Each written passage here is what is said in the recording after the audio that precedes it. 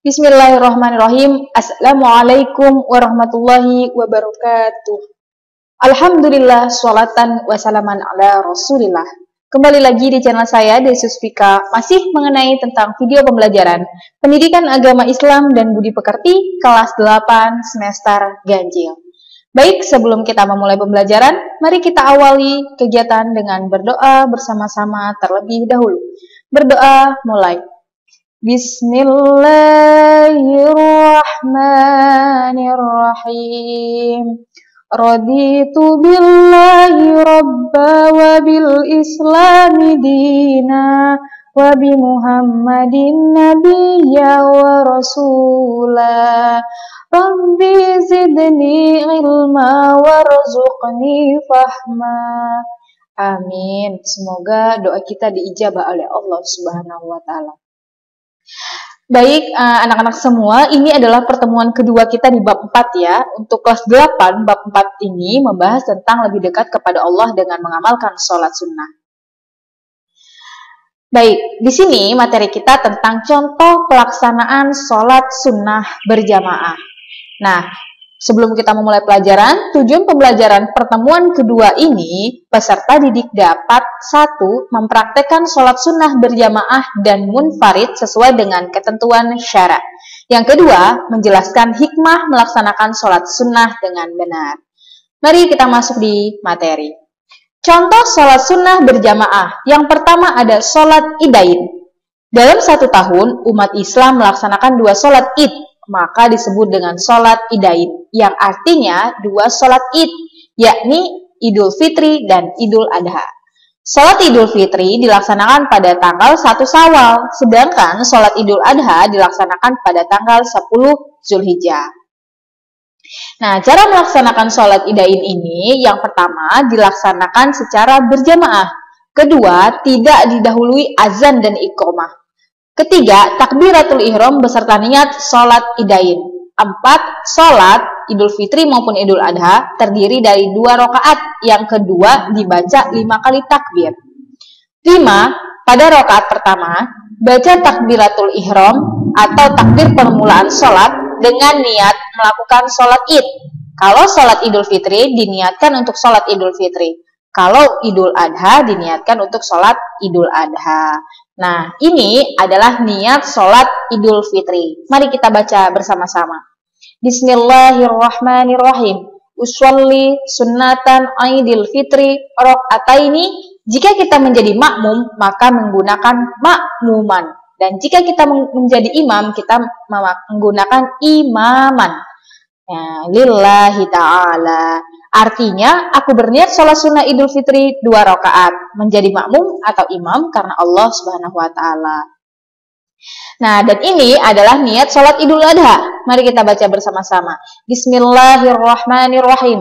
Usolli sunnatan li Idul Adha. Rakaataini mustaqbilal kiblati. Ingat, jika kita makmum menggunakan makmuman, sedangkan jika kita menggunakan jika kita menjadi imam, maka menggunakan imaman. Lillahi ta'ala. Nah, bacaan di antara takbir itu ialah subhanallah walhamdulillah wa la ilaha illallah wallahu akbar. Ya, ingat, ini adalah bacaan di antara takbir. Kita lanjut. Yang keenam adalah membaca doa iftitah. 7. Melakukan takbir 7 kali selain takbiratul ihram, dalam sela-sela takbir membaca tasbih 1 kali. 8. Membaca suratul Fatihah, kemudian membaca surat seperti Al-A'la dan lain sebagainya. Yang ke-9 dilanjutkan dengan ruku, yang i'tidal, sujud, duduk di antara 2 sujud seperti biasa. 10. Pada rakaat kedua melakukan takbir 5 kali ya, dalam sela-sela takbir membaca tasbih 1 kali. 11. Membaca suratul Fatihah, kemudian membaca surat seperti Al-Ghasyiyah ataupun surat yang lainnya. 12. Dilanjutkan dengan ruku, i'tidal, sujud, duduk antara 2 sujud seperti biasa. 13. Terakhir yaitu memberi salam. Selanjutnya imam berdiri untuk melakukan khutbah. Itu adalah tata cara sholat idain, yaitu sholat Idul Fitri dan Idul Adha. Yang kedua, sholat sunnah berjamaah itu ada sholat sunnah khusufain atau gerhana. Nah, yang dimaksud dengan sholat sunnah gerhana adalah sholat sunnah yang dilaksanakan pada waktu terjadi gerhana matahari atau gerhana bulan. Nah, niat sholat gerhana matahari, ini dia. Mari kita baca bersama-sama.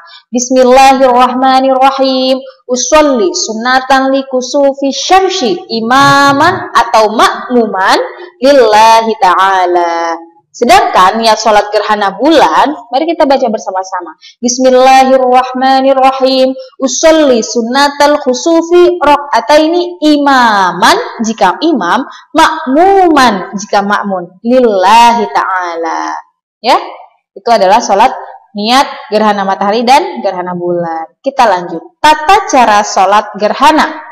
Yang pertama kita lakukan takbiratul ihram ya saat niat. Kemudian yang kedua doa iftitah suratul Fatihah dan surat yang lainnya. Ketiga ruku, kemudian bangkit lagi dari ruku, kita baca lagi surat Al-Fatihah dan lain, kemudian ruku lagi, bangkit lagi dari ruku, kemudian sujud, duduk di antara dua sujud, kemudian sujud, setelah itu rakaat kedua sama seperti rakaat pertama. Yang terakhir adalah duduk tasyahud akhir, selanjutnya adalah salam.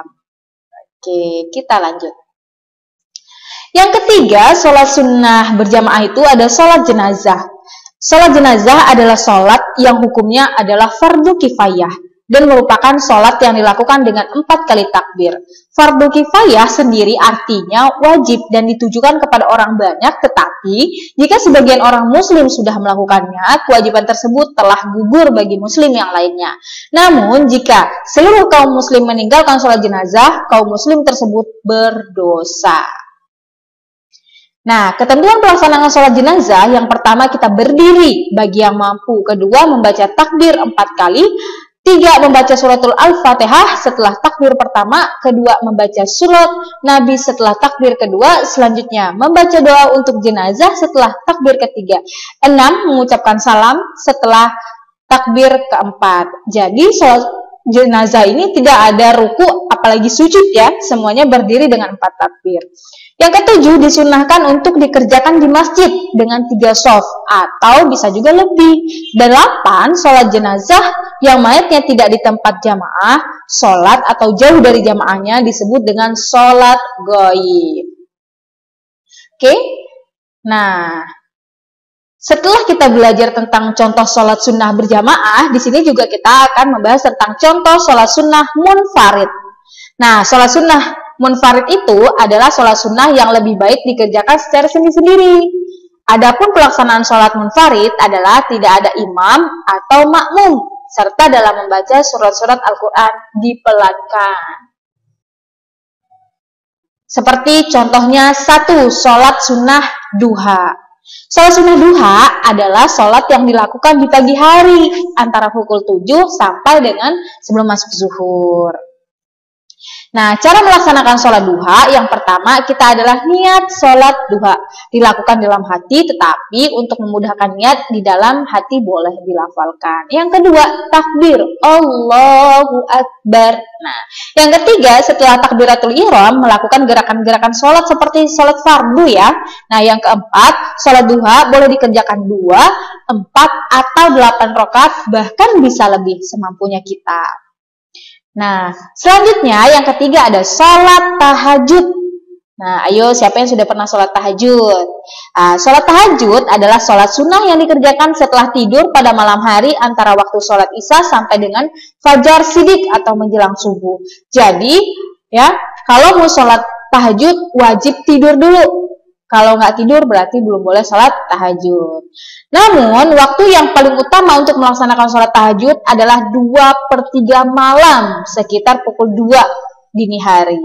Ya, hukum melaksanakan sholat tahajud adalah sunnah muakkad yang sangat dianjurkan.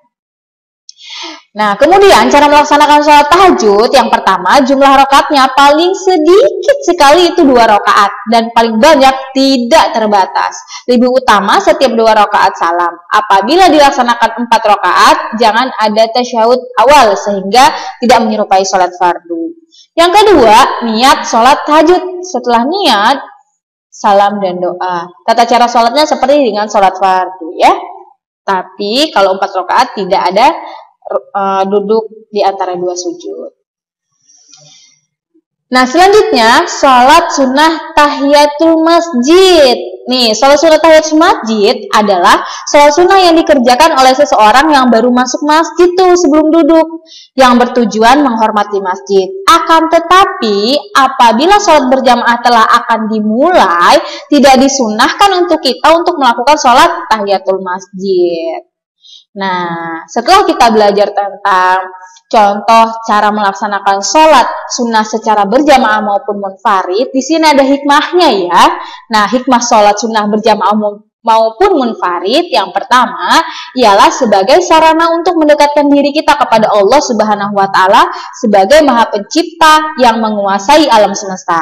Dan yang kedua, sholat sunnah yang dilakukan secara sendirian merupakan komunikasi efektif hamba dengan kholiknya agar hidupnya senantiasa mendapat ridhonya Allah. Yang ketiga, meningkatkan ukhuwah Islamiyah karena sholat sunnah berjamaah merupakan salah satu syiar agama Islam. Dan yang keempat, seorang yang melaksanakan sholat sunnah berjamaah akan terhindar dari perbuatan keji dan mungkar. Nah, anak-anak semua, mari kita selalu menjalankan sholat fardu yang wajib dan kita tambah dengan sholat sunnahnya, baik itu berjamaah maupun munfarid. Sekian, terima kasih, selesai. Semoga paham. Kurang lebihnya Ibu mohon maaf. Namun sebelum kita tutup, mari kita berdoa terlebih dahulu. Berdoa bersama-sama, mulai. Bismillahirrahmanirrahim. Rabbi auzidni an ashkura ni'mataka allati an'amta alayya wa ala walidayya wa an a'mala shalihan tardahu wa adkhilni birahmatika fi ibadika sholihin.